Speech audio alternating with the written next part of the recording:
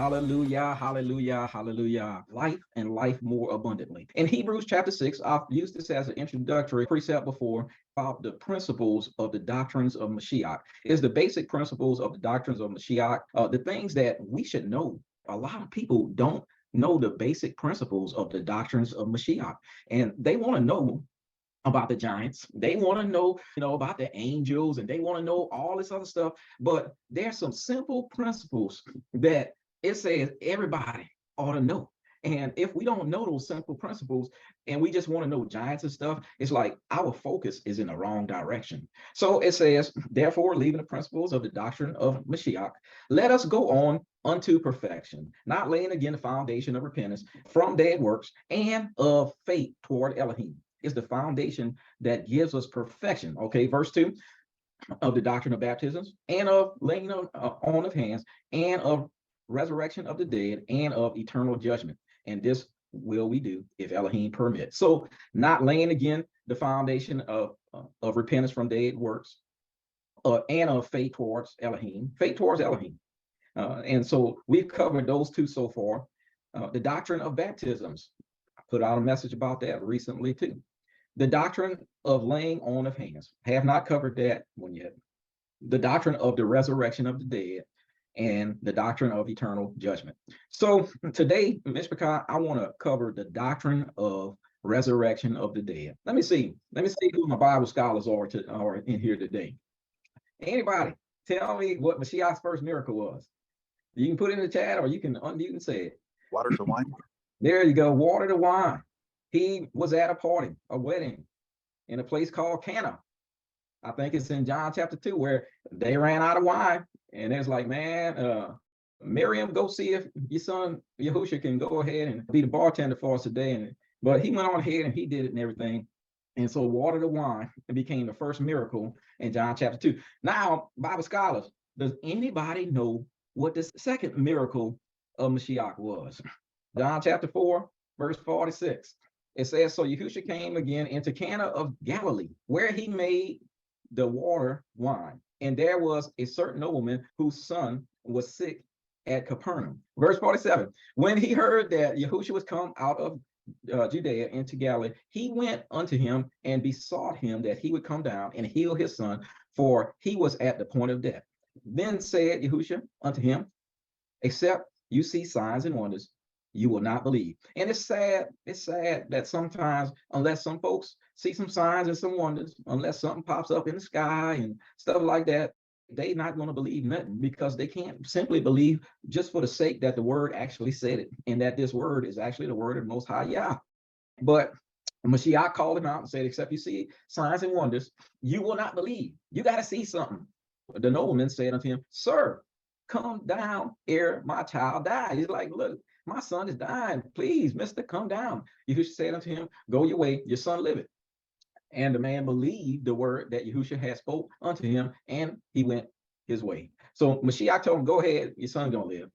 And it tells us that the man actually believed. He didn't doubt, but he actually believed. And Mashiach only spoke the word. He didn't go over there and put his hand on him and pray over him, and he didn't do none of it. He just say, look, your son is going to live. And the man was like, okay, if you say so, it's by your word and your word only.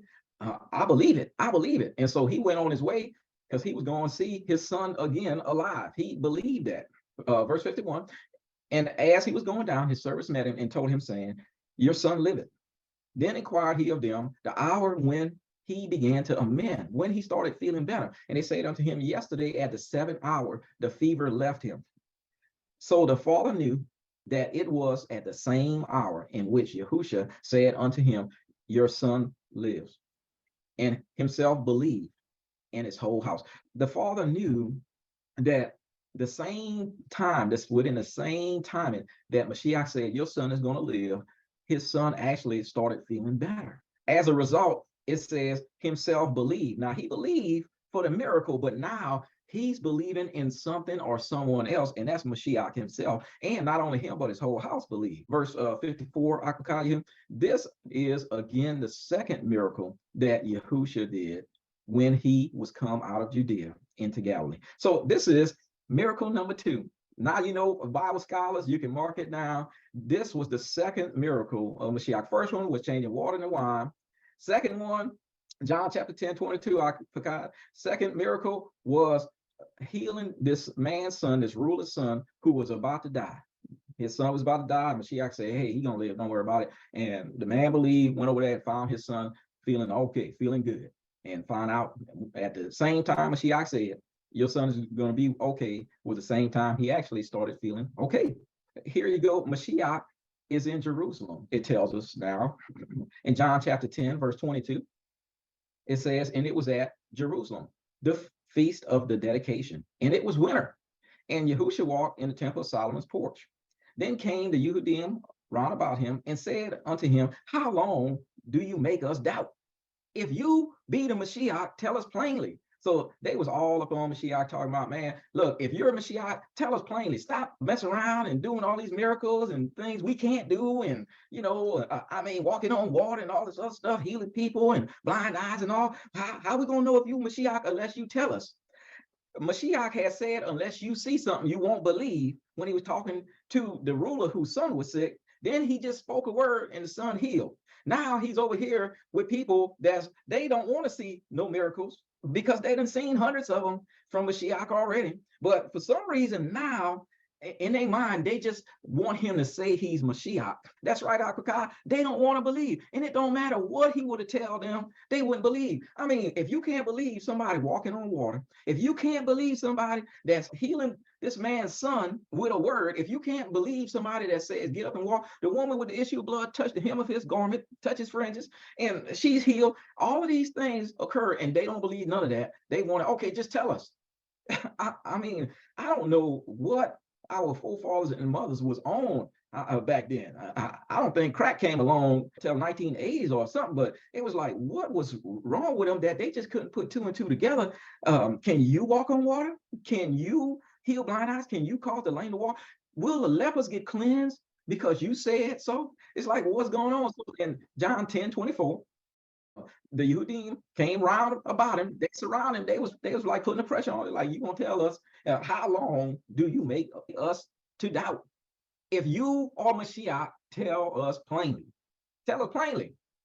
Yahusha answered them, I told you, and you believe not. He's like, I told you.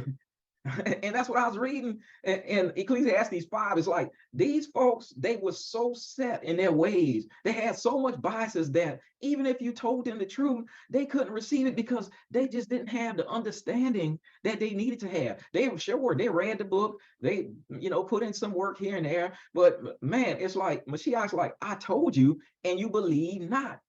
The works that I do in my Father's name, they bear witness of me. So it's like, man, I not only told you, but the works that I'm doing, the healing of blind eyes, the lame, the lepers, the woman with the issue of blood, walking on the water, shouldn't that speak volumes? And verse 36, it says, say ye of him whom the Father had set apart and sent into the world, you blasphemers, because I said I am the son of Elohim. So this discourse went on, and Mashiach obviously said, look, I am the son of Elohim. And so what they did was they flipped it on him. They was like, man, you blaspheming. You blaspheming. They was on his back about, tell us if you're Mashiach. But now Mashiach saying to them, say ye of him whom the Father had set apart. The Father had set apart Mashiach and sent Mashiach into the world. But you're saying you're blaspheming because I said I am the son of Elohim. Now, there's a lot of people, mainly in the Muslim community, they have this thing where they say, well, Yahusha never said that he was the son of Elohim. But John 10:36, and he says, you telling me I'm blaspheming because I said I am the son of Elohim. Verse 37, if I do not the works of my Father, believe me not. So here it goes back to, look what I've done. Look what all I've done. It's like, if I do not the works of my Father, don't believe me. But if I do, though you believe me not, believe the works. It's like, if I'm doing the works of the Father, even if you don't believe me, look at the works, believe the works, that you may know and believe that the Father is in me and I in him. So it's like, there you go. He's referencing all the healings that he's done again. In verse 39, Therefore, they sought again to take him. So they was going to take him, but he escaped out of their hands and went away again beyond Jordan into the place where John first baptized, and there he abode. So Mashiach, after he said that, look, believe the works. If you don't believe me, they was like, man, we're going to get you. You blaspheming. You are blaspheming. We're going to get you. We're going to stone you. And it says he escaped out of their hand, and he went away again beyond Jordan in the place where John first baptized. And there he abode. He stayed there. After they was contending with Mashiach about, look, just tell us if you're the Mashiach. Yahusha, tell us if you're a Mashiach. It's like, oh, you the son of Elohim? Man, we're going to stone you. You blaspheming. And so Mashiach left him, decide, hey, I'm going back across the Jordan where John was first baptizing. So in John 1:26, it said, John answered and said to him, I baptize with water, but there stand one among you, whom you know not, you don't know him. He it is who coming after me is preferred before me, whose shoes latchet I'm not worthy to unloose. These things were done in Bet-Bara, beyond Jordan, where John was baptizing. Let's go to John 11:1.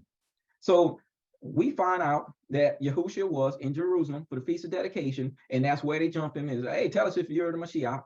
And when he told them, I'm the son of Elohim, they jumped him.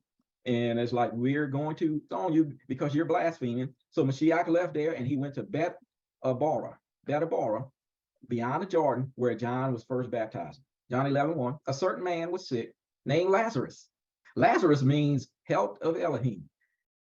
And Lazarus was of Bethany, the town of Mary and her sister Martha. So that's where Lazarus was. And it was that Mary which anointed the master with her ointment and wiped his feet with her hair, whose brother Lazarus was sick. Therefore his sister sent unto him, saying, Master, behold, he whom thou lovest is sick.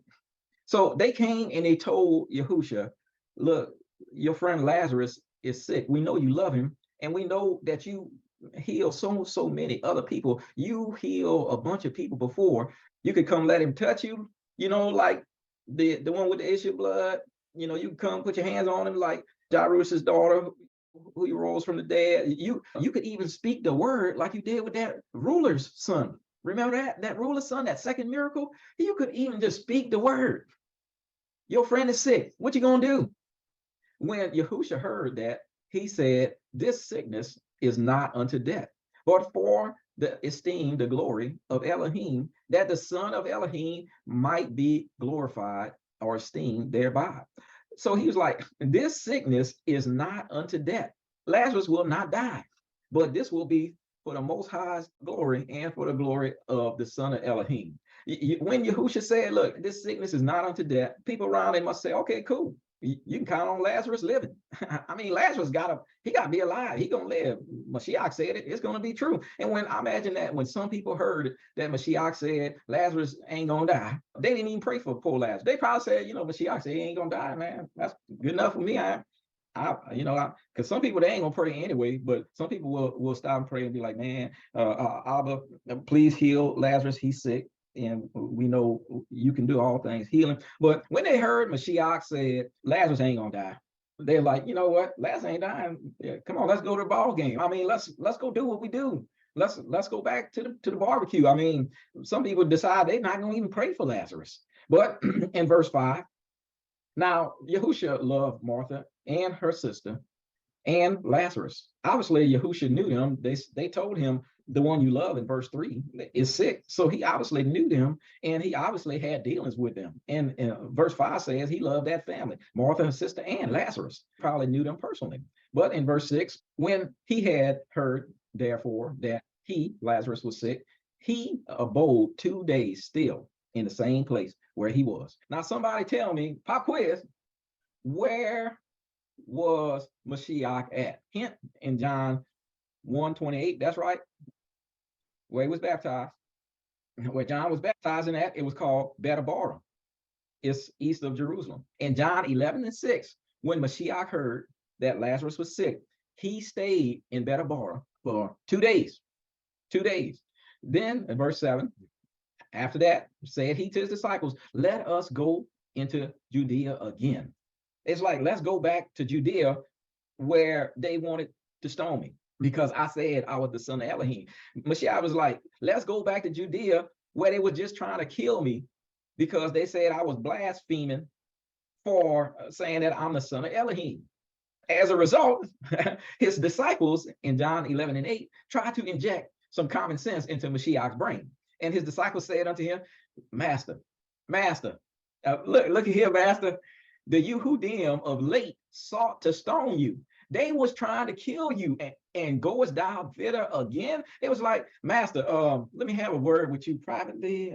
Me and you know, his disciples like, look, you don't remember? They was just trying to kill you because you said you was the son of Elohim, and they was going to stone you because they were saying you was blaspheming, and that's why we left there and we escaped and we came to Bet Abara on the other side of the Jordan where John was baptizing. In verse 11, these things said he, and after that he said unto them, our friend Lazarus sleepeth, but I go that I may awake him out of sleep. So Mashiach like, look, I got to go wake up Lazarus because he's sleeping. You remember they told us he was sick.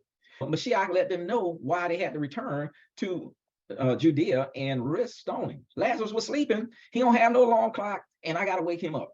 Then said his disciples, Master, if he sleep, he shall do well. Howbeit Yahusha spake of his death, but they thought that he had spoken of taking rest and sleep. So you see how that Ecclesiastes 5 thing comes in again. Mashiach was trying to tell them something about that sleep and all. And they was like, the grass was blue and the sky was green, because they were so busy trying to talk that they was not listening. And so what ends up happening is Mashiach was speaking of Lazarus's death, but they thought in their minds that he was talking about actual sleep. Even after all the miracles that the disciples had seen Mashiach do, they was there for every single one of them. But for some reason, they wasn't getting the picture. They wasn't understanding, after being with Mashiach all this time, what he meant by sleep. In Deuteronomy 31:16, concerning sleep, it says, and Yahuwah said unto Moshe, behold, you shall sleep with your fathers, and this people will rise up and go a-whoring after the deities of the strangers of the land, whither they go, to be among them, and will forsake me and break my covenant, which I have made with them. So the Most High, Yahuwah said to Moshe, you shall sleep with your fathers. How I like that? You shall sleep with your fathers. Does anybody understand what sleep mean? Put it in the chat for me, please. Put it in the chat if you understand what he meant by you shall sleep with your fathers. You shall sleep with your fathers. And that's right, a code dead. He didn't mean going to bed, taking you a short nap. Oh, you work hard today, you're going to get you some sleep. 2 Samuel 7:12. And when your days be fulfilled, and you shall sleep with your fathers. How like that? You shall sleep with your fathers. I will set up your seed after you that comes out of your bowels and establish his kingdom. What do y'all think you shall sleep with your fathers meant when he told Dawid, you're going to sleep with your fathers? When your days be fulfilled. You're going to die. That's right. You're going to die. In Matthew 9:24, that was this young girl, real sick. When Mashiach got there, everybody was crying. It was Jairus' daughter. Well, let's start at 23. And when Yahusha came into the ruler's house and saw the minstrels and the people making noise, they was already in there crying. He said unto them, give place, for the maid is not dead, but sleep. And they laughed him and scorn. Man, I don't know what our people was on, where he said she not dead but sleeping, and they find it funny after doing all that crying. But what do y'all think he meant by she sleep? Can anybody see that in this verse it says the maid is not dead but sleep? That death and sleep is something that's synonymous. Back in John 11 verse 13, it said, howbeit Yahusha spake of Lazarus' death, but they all thought that he had spoken of taking rest and sleep. And in verse 14, then said Yahusha unto them plainly. Sometimes you just got to say stuff plainly and simply. Lazarus is dead. I was trying to say sleep, but y'all don't get that. Lazarus is dead. And he said in verse 15, and I am glad for your sakes that I was not there, to the intent you may believe. Nevertheless, let us go to him. So he's like, I want to go back to Judea, to Bethany, because Lazarus is dead. And I'm going to go wake him up. And I'm glad for your sakes that I wasn't there when Lazarus was sick, nor when Lazarus died. To the intent that you may believe. Nevertheless, let us go unto him. And when he said that, they finally got it clicked in their mind that, hey, this was something that was going on that we just wasn't catching. Lazarus died. Lazarus is gone. Then in verse 16 said Thomas, which is called Didymus or twin, unto his fellow disciples, let us also go that we may die with him. Now, poor Thomas, he get a bad rep. I'm not going to believe because I got to see the holes in his hands and in his side and in his feet and all. Thomas get a bad rep for that. But look what Thomas said. He told the rest of the disciples, he's like, hey, let's go, also go that we may die with him. Thomas was hardcore. Thomas was like, he wasn't just this doubter dude like people paint him, but Thomas was ready to give his life to have Mashiach back. And he wasn't only ready to give his life to have Mashiach back, he was encouraging all the rest of the disciples, look, let's go have his back. If they're going to kill him, there's got to be through me first. I'm going to take a bullet for him. So they make their journey from Bethabara to Bethany. And verse 17, then when Yahusha came, he found that he had lain in the grave 4 days already. That means that 4 days ago, they had a funeral. That means 4 days ago, they wrapped up Mr. Lazarus, put him up in the grave, and then gone ahead and sealed it. I mean, 4 days ago, somebody said some good words over Mr. Lazarus, and they called it a done deal.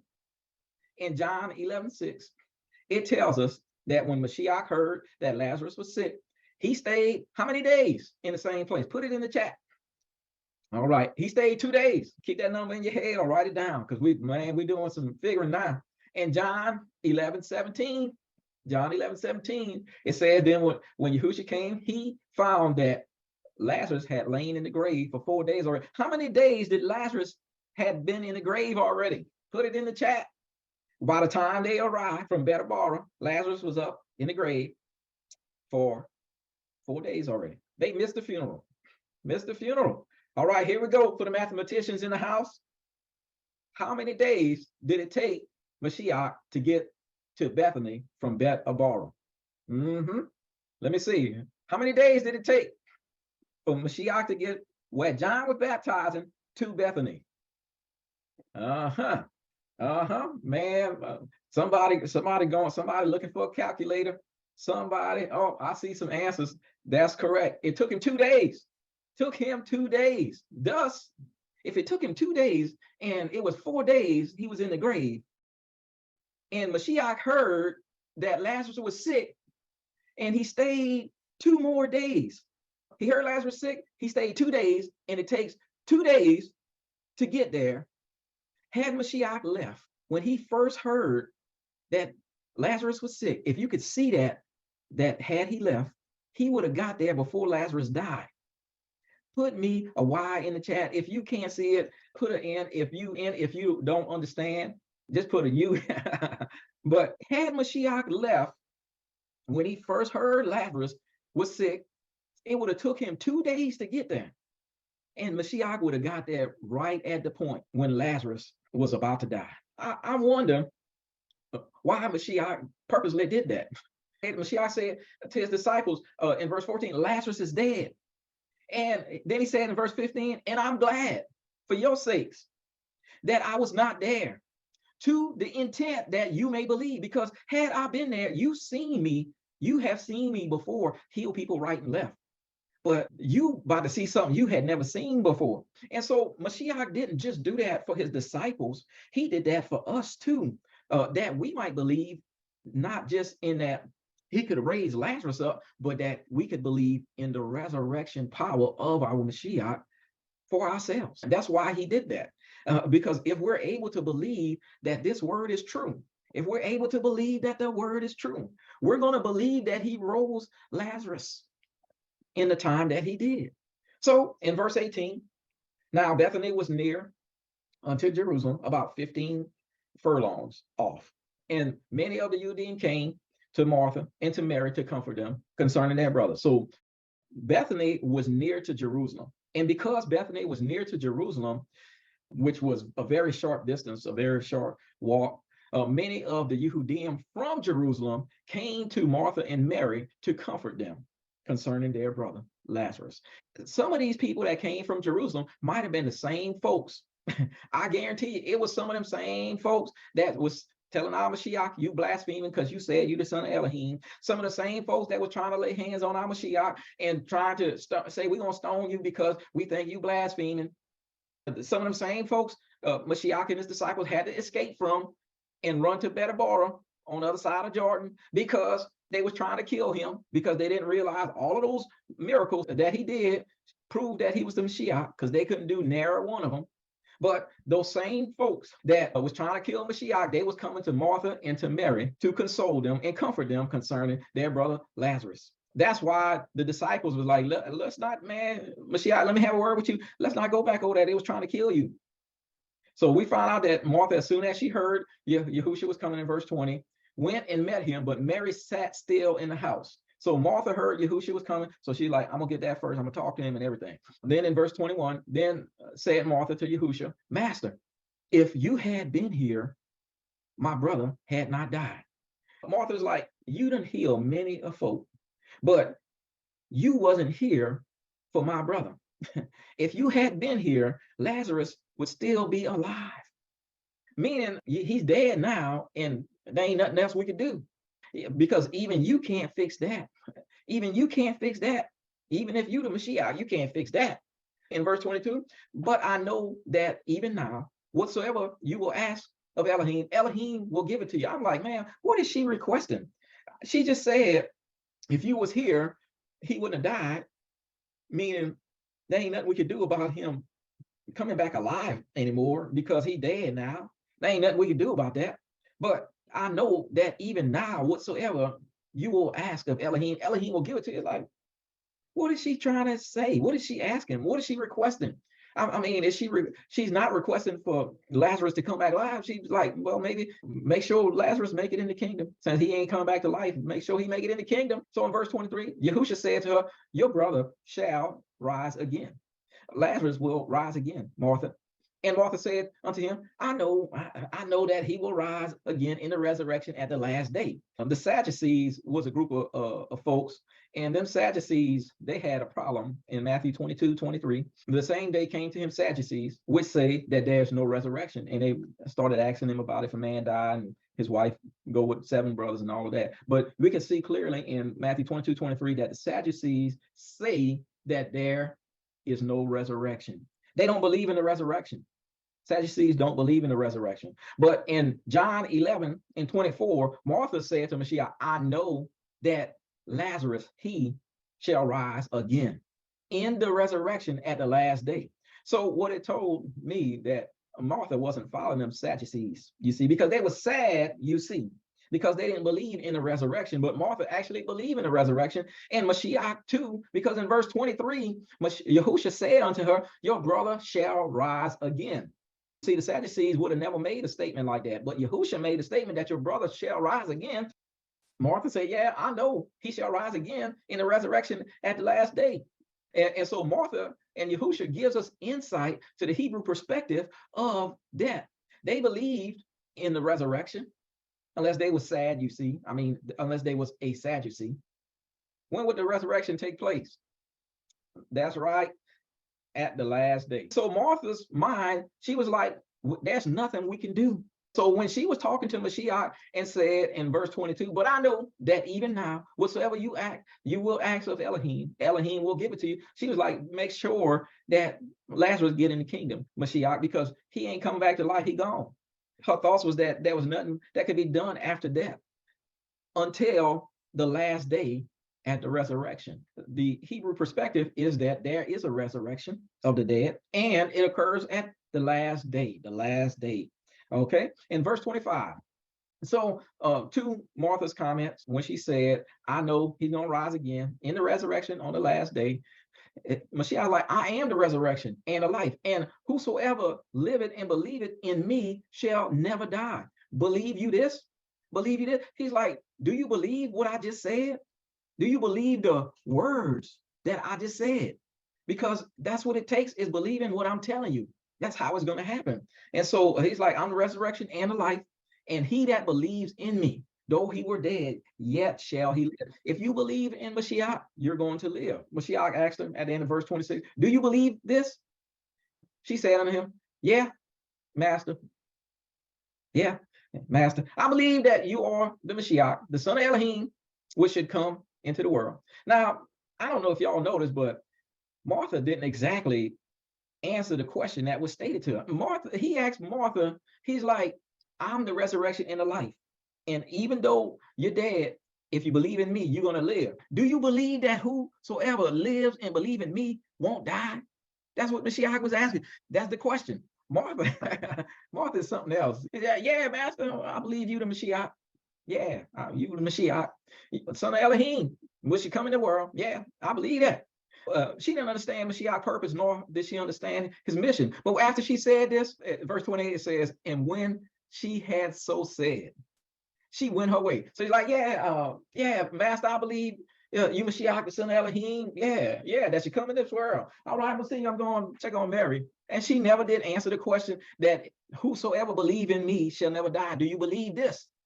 When she had so said, she went her way and called Mary, her sister, secretly. Now, Mary was there with all the people consoling her, mourning her. And she's like, Mary, come see, let me tell you something. And saying, the master is come and call it for thee. Now, wait a minute. Did y'all read something about Mashiach calling for Mary? Mary, because Martha said secretly to her sister, the master is come and calls for you. I mean, am I the only one that missed that part? Am I the only one that realized that maybe Martha said a little something extra there? Mashiach didn't say nothing about Mary. He didn't even ask about her. Mary, she knew Mary wasn't leaving the house like that, because when everybody was coming to comfort them, in verse 20, it tells us, then Martha, as soon as she heard that Yahusha was coming, went and met him, but Mary sat still in the house, and she continued to mourn. But Martha, recognizing that, Martha's like, man, I'm gonna go ahead and get her up out of this house. And so she's come to her sister secretly, saying, the master is come and called for you. He's calling for you, Mary. You need to go see. You know, he calling for you. You special like that. But Mary, as a result of not socializing like Martha, because remember, Martha, she was the one who was coming about with much serving. She was serving everything, and she even went to Mashiach and she said, hey, look, my sister Mary, she ain't serving like that. She ain't helping me. And she just sitting here at your feet listening to you. And he told her, look, Martha, Mary had chosen the good part. You over there serving and socializing, but she's listening to the word of the Most High Yah on another level from Yahuah Ha'Mashiach. And so here it is. Martha was like, I got to get Mary to go socialize and get up out of this house. And next thing you know, hey, Mary, the master's here and he calling you. Man, I know we're going to meet Martha one day in the kingdom, but Martha, somebody put in the chat that Martha was slick with them words. And back in where I grew up, they call it manipulative, where she got Mary to get up and go and get up out of the house by telling her, Yahusha is calling you, and Yahusha wasn't calling her like that. Verse 29, as soon as Mary heard that, she arose quickly and she came to him, to Mashiach. She got up and she went to Mashiach. Now, Yahusha was not yet come into the town, but was in that place where Martha met him. So he wasn't in Bethany yet. He was like on the outskirts. So Mary had a distance to go and meet up with Mashiach, but she left the house. That was the whole point and intent. Verse 31, the Yudim then which were in her house and comforted her when they saw Mary, that she rose up hastily and went out, followed her, saying, she go to the grave and weep there. So Mary goes, she leaves, and everybody follows her. Verse 32, then when Mary was come where Yahusha was and saw him, she fell down at his feet, saying unto him, Master, if you had been here, my brother had not died. This is the same thing Martha said. Martha said the same thing in John 11:21. It's like, man, that was the thing to say or something back then. If you had been here, because you healed so many people before, I know you could have healed my brother. But he's dead now, and ain't nothing you can do about it, because nobody can raise nobody from the dead like that after 4 days. And then verse 33, when Yahusha therefore saw her weeping, and the Yehudim also weeping, which came with her, he groaned in the Ruach and was troubled, and said, where have you laid him? They said unto him, Master, come and see. And now the famous shortest verse in the Bible, John 11:35, Yahusha wept. So he's like, where did y'all lay him? Where did y'all put Lazarus? And they say, come on, see, we're going to show you. And Yahushua, well, then said to Yehudim, oh man, behold how he loved. They was like, man, look how much he loved. Yahusha's over there crying too, because there ain't nothing he could do. He healed people before and all of that. I mean, I don't know if they thought Yahusha healing the blind and the lame and all of that. That was like that fellow that would take his jacket and just wave it at people, and it would be like 10 rows in the pews would fall out. I don't know if they thought he was like that or whatever. I mean, and be like, okay, you know the deal. You know how we're gonna do this, right? All right, when I wave this thing, oh man, and he pops up and he's walking now. I don't know if they thought Mashiach power was like that. But for some reason, they didn't realize that he was real deal and he wasn't playing, and that he could actually do something called raise the dead. But the Yehudim was like, man, look how much he loved Lazarus. 37. And some of them said, could not this man, not they throwing shade at him, could not this man, which opened the eyes of the blind, have caused that even this man should not have died? It's like, couldn't Mashiach cause him not to die? Because death is so final. Death is a final thing, man. When a person is dead, there ain't no coming back. Like, they didn't even believe that there was a resurrection, that a resurrection was possible. It seemed like they was like, yeah, the resurrection is a theory, and we believe that a person can be resurrected and all, but we ain't never seen it. And so some said, could not this man, Yahusha, which opened the eyes of the blind, have caused that even this man should not have died? Couldn't he save Lazarus before he died? Verse 38, Yahusha therefore groaning in himself, cometh to the grave. It was a cave, and a stone lay upon it. That gives us insight to how the Hebrews, the Israelites back then, felt about dealing with the dead body. Genesis 23, we find where our dear great-great-great-grandmother, Sarah, passed away. And in Genesis 23, it says in the first verse, and Sarah was 127 years old. These were the years of Sarah, of the life of Sarah. And Sarah died in Kiriarabah, the same as Hebron, in the land of Canaan. And Abraham came to mourn for Sarah and to weep for her. So Abraham came to mourn and to weep for Sarah. And Abraham stood up from before his dead. So while Abraham was mourning for his dead, Sarah was right there in front of him. Abraham stood up from before his dead and spake to the sons of Heth, saying, so the sons of Heth, obviously they came there to offer condolences. And Abraham stood up from before his dead and spoke to the sons of Heth, saying, I am a stranger and a sojourner with you. Give me a possession of a burying place with you. I need somewhere to bury my Sarah. He says, give me a possession of a burying place with you, that I may bury my dead out of my sight. Notice, if you can see in the scriptures, that they buried the dead out of their sight. According to what Abraham said, is that he was going to bury his dead out of their sight. And I know today we have cremation and all of that. And I'm going to tell you, I used to have something against cremated. In fact, I don't want to be cremated. I'm just letting y'all know right now. I don't want to be cremated personally. I prefer a burial out of the sight. But I do understand it doesn't make a difference when you come down to it. My rationale, my thoughts about cremation in the past have been that in Revelation 20 and 10 in verse 15 also, it talks about the lake of fire was a place where the body would be burnt as a form of punishment for those who were sinners. Also in Leviticus chapter 18, verse 21, also in the 2nd Chronicles chapter 28, verse 3, Jeremiah 32, 35, it talks about how they would burn their children to this deity called Molech. And burning the bodies was something that they did as a punishment. It's going to be the punishment for those that will be in the lake of fire. And so as a result of that thinking, I was like, nah, cremation ain't cool. It ain't cool. But getting a little bit more understanding under my belt and everything, I see where they burnt martyrs to the stake. I mean, them heathens, they took and they burnt some of our ancestors as a punishment at the stake. And it's like, I cannot begin to believe that they're not going to make it in the kingdom after that kind of sacrifice. So I think that there is nothing impossible with the Most High Yah. And I'm going to talk more about the body later, but that body, this body can be reconstituted as the Most High's word and will have it. And so it don't matter what they do to the body, it's going to come back together when that time comes. So cremation is not a sin, is what I said all that to say this. Cremation is not a sin. If you got to do that for financial reasons, or that's what you want to do for personal reasons, that's cool. The only problem with cremation that I see is not our custom to hold on to them ashes. It's not the Hebrew and the Israelite custom to hold on to ashes. The ashes is not something that you ought to be keeping in your house. In fact, if you have this church and the church have a graveyard next to it, that cannot be considered holy ground. The Most High Yah will not be talking about take your shoes off.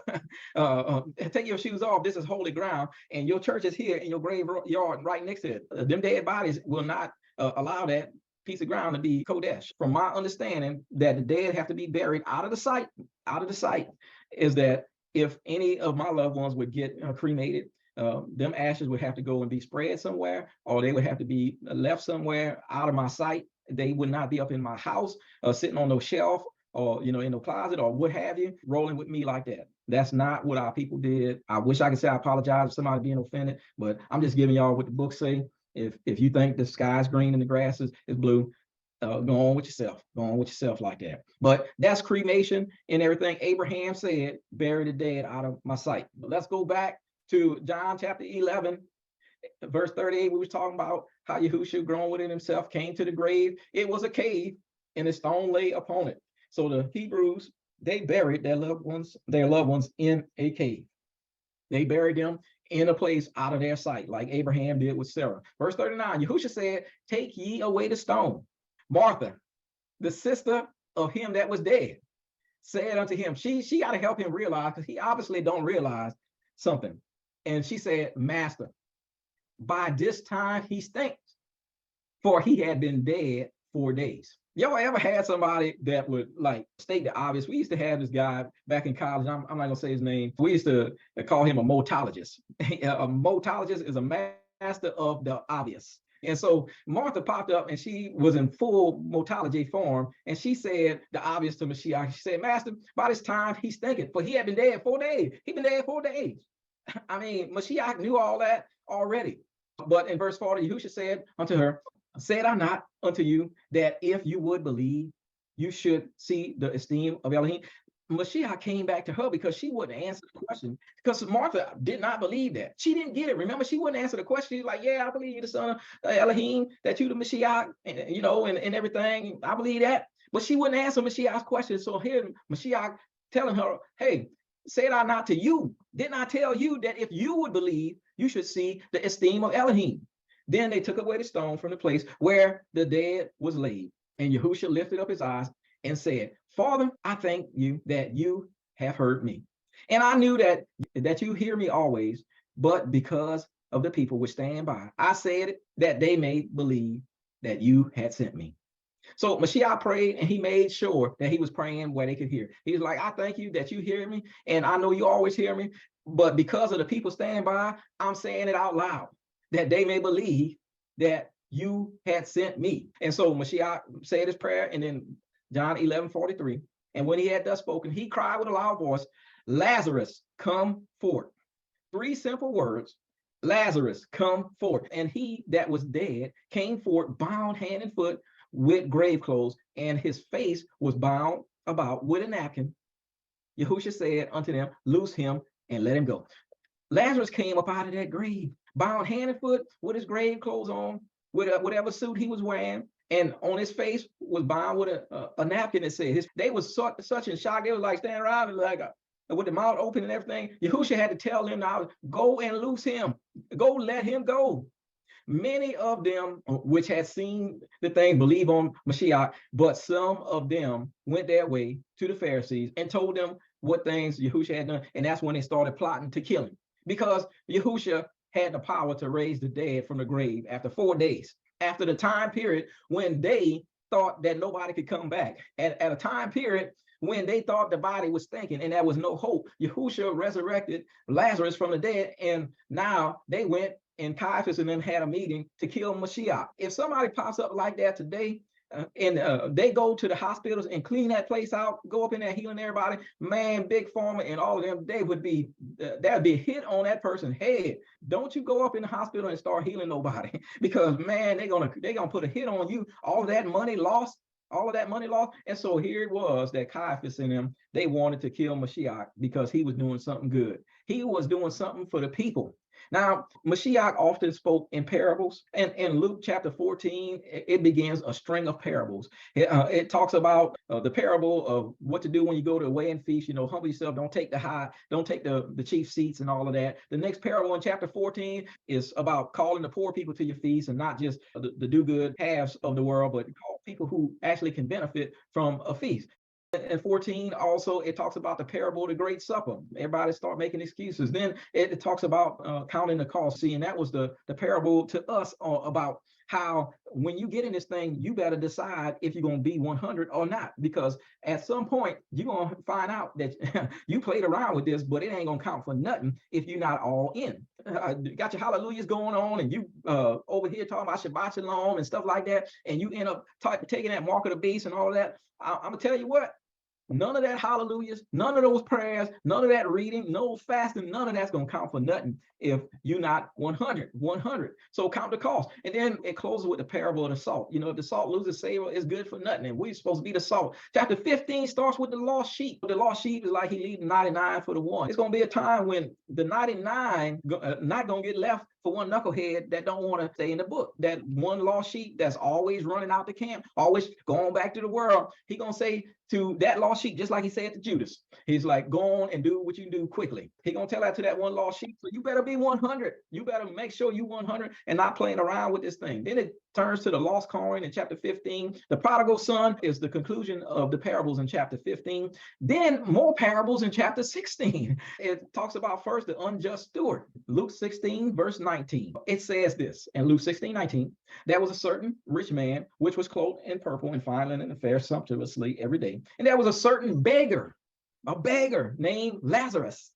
Same name with that guy who Mashiach just pulled up out of the grave after 4 days of being dead. This same Lazarus was a certain beggar, which was laid at his gate full of sores, and desired to be fed with the crumbs which fell from the rich man's table. Moreover, the dogs came and licked his sores. And it came to pass that the beggar, that Lazarus was a beggar, died. And that's why I probably said that it was Martha's house and not Lazarus' house, because Lazarus was a beggar and was carried by the angels into Abraham's bosom. The rich man also died and was buried out of their sight, just like the Israelites always did. And in hell, this rich man lifted up his eyes, being in torments, and seeth Abraham afar off and Lazarus in his bosom.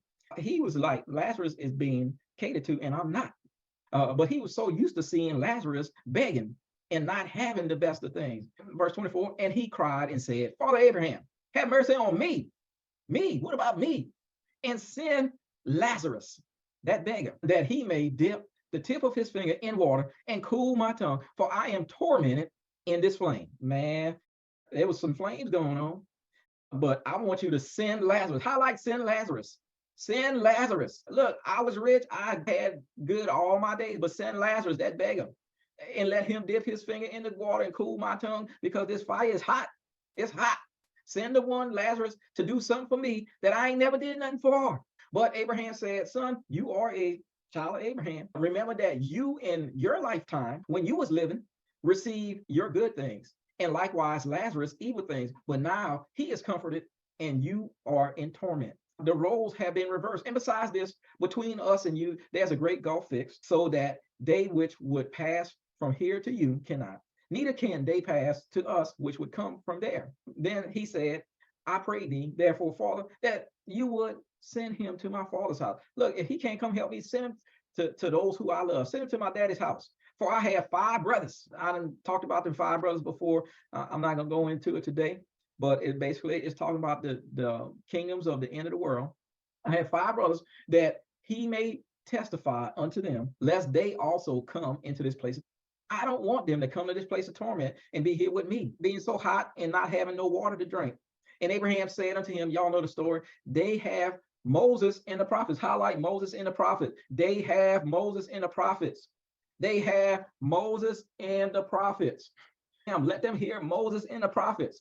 And he said unto them, if they hear not Moses and the prophets, neither will they be persuaded, though one rose from the dead. Look, if they can't hear Moses and the prophet, then they're not going to be persuaded, though one rose from the dead. Now, as I said, this is a parable. This is not reality. It comes in a long line, a long list. I started with chapter 14, went to chapter 15, and we're in chapter 16, and Mashiach was still talking parables during that time. So I had no choice but to believe it's a parable. But I think that Mashiach used Lazarus, his buddy, as an example.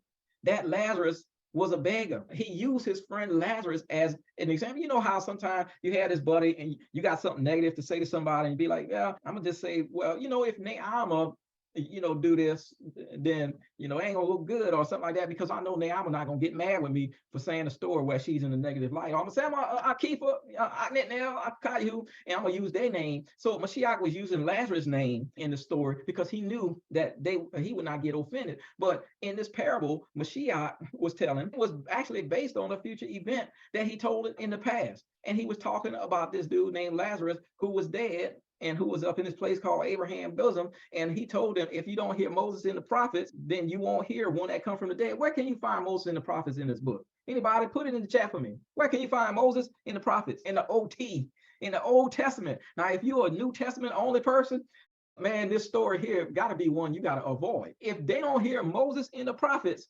if they don't read the Old Testament, neither will they be persuaded, though one rose from the dead. The one that rose from the dead in this case that we went over was Lazarus. After 4 days, he brought Lazarus back to life so that they could believe, not that he was Mashiach, they believed he was Mashiach, but that they could believe in the power of resurrection, in the resurrection power of our Mashiach. If they couldn't believe still, which they didn't, that Lazarus rose from the dead, Lazarus walked around him, he ate some food with him. He was there when Mary broke open that alabaster box and put it on Mashiach's feet and everything, and he was there.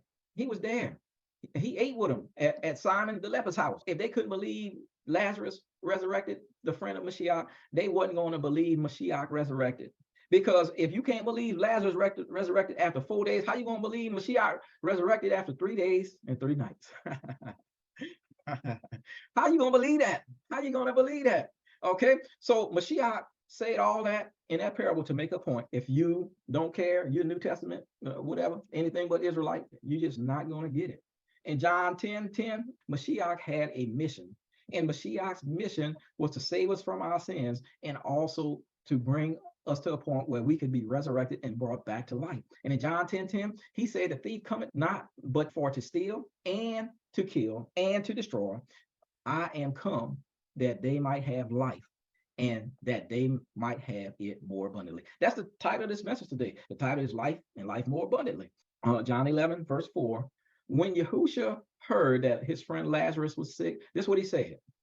This sickness is not unto death, but for the esteem of Elohim, that the son of Elohim might be esteemed thereby. He said this sickness is not unto death, but that the Most High Yah could get some glory, and the son of Elohim could get some glory too. 1 Samuel 2:1, and I'm gonna close with this.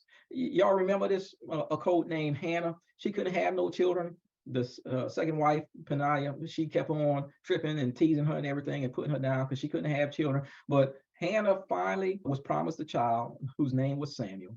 Hannah said this when she knew she was going to get her blessing. This is what she said. Hannah prayed and said, my heart rejoiced in Yahuah.